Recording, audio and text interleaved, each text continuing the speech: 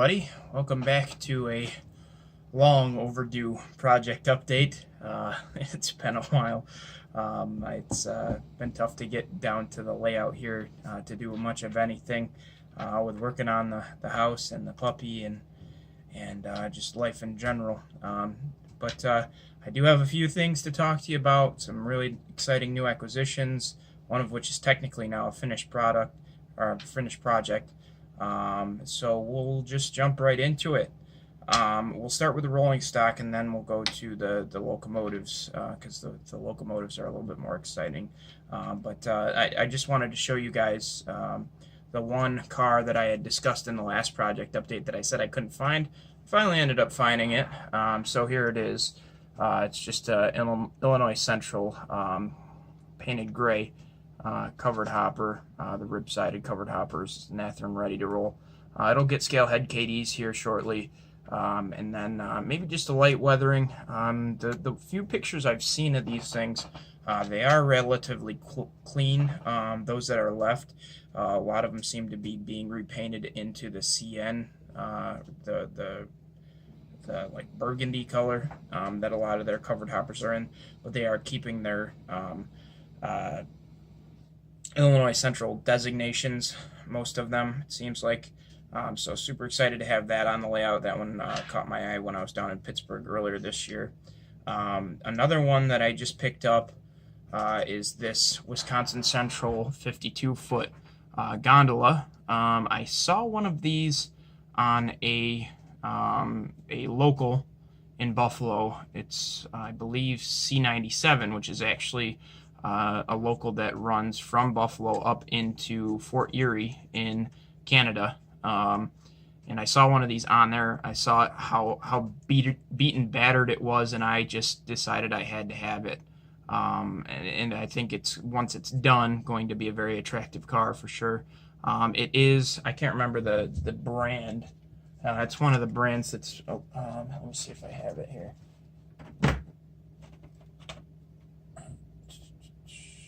E&C Shops is the brand. So there's not a ton of detail on it, unfortunately. The grab irons are molded on, but I think I'm actually going to shave those off and put separately applied grabs on, just because I think those will look a little bit better. I do need to replace the brake wheel as well, but I already did put scale head KDs in there, and it actually came, oh no, actually it came with scale head KDs. And then it also came with metal wheels already, and it's got a good amount of weight to it, which is great.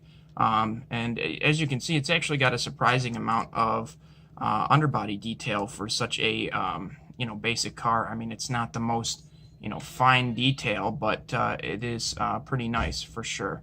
So I'm super happy to have that on the layout, and I can't wait to get started on that as soon as I actually have time to do it. With those two out of the way, we'll get into the locomotives now. I'm not really sure which one I'm going to want to talk about first because I'm really excited about both of them, honestly. But I guess I'll just talk about the actual power, the Norfolk Southern power first, which is the Norfolk Southern Honoring First Responders SD60E that I just picked up. Actually just came in the mail today. You saw it in the intro. It is an absolutely beautiful model, very highly detailed. Athearn just, I mean, they knocked it out of the park. The areas in which they were kind of starting to get beat out by Intermountain and scale trains in the areas of detail and LEDs, I mean, they just they put themselves right back up there with this model, and I can't wait to see what they're going to do going forward, because this is such a magnificent looking locomotive. Eventually I do want to get one of these in Horsehead. I'll probably wait till the next run, though, just because I like the 7000 series. I just want one of those. I don't have any locomotives in the 7000 number series, except for a GP60 that's just kind of waiting to be put back together and sold. So yeah, like I said, very happy to have that on the layout. It is a beautiful locomotive, weighs a ton. Athearn just knocked that thing right out of the park. It's definitely very impressive.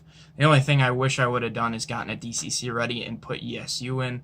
But at the time, I had decided that I was still on the Tsunami 2 bandwagon when I pre-ordered it, so I was a little late to get it switched. But that's neither here nor there.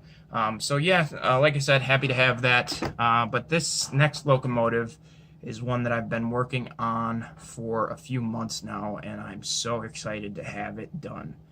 This is another Frankenstein unit, kind of very similar to my Dash 9 in Norfolk Southern that I actually bought like that. I kind of cheated and checked to see how it was made in order to do this one, but this is a BNSF fake bonnet shell.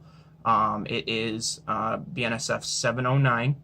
I've done it as prototypical as I can. As you'll see, the prototype actually has an H2 or H1. I don't know what, if there's a difference between those two greens, but it has a green plow, and then it also has a primer AC unit. So I've gone ahead and modeled those. It was an Athearn blue box shell.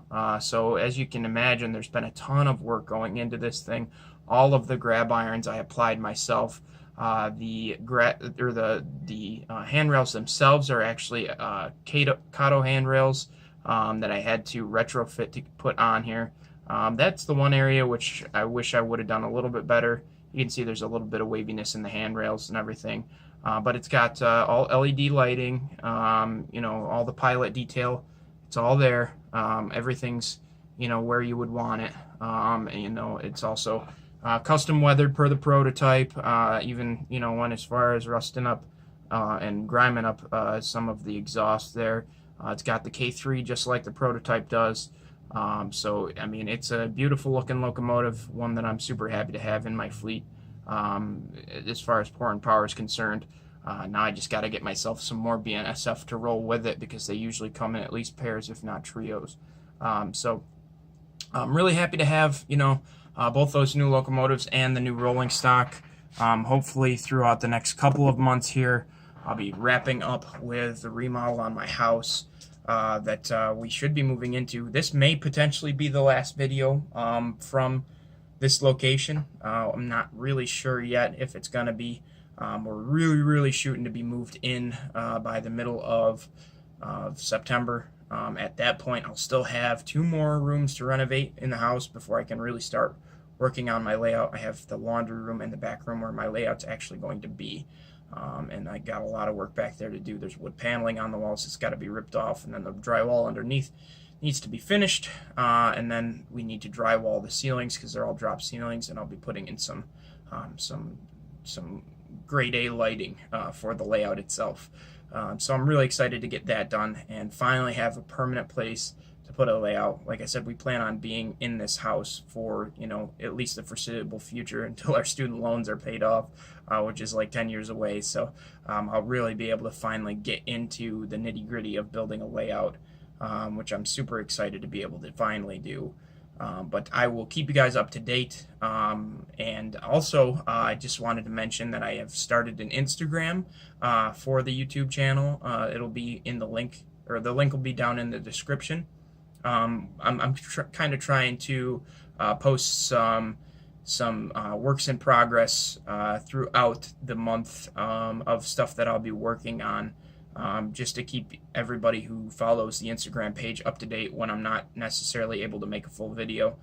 So hopefully you guys will enjoy that, and definitely go give it a follow if you're interested. Like I said, it'll be down in the description.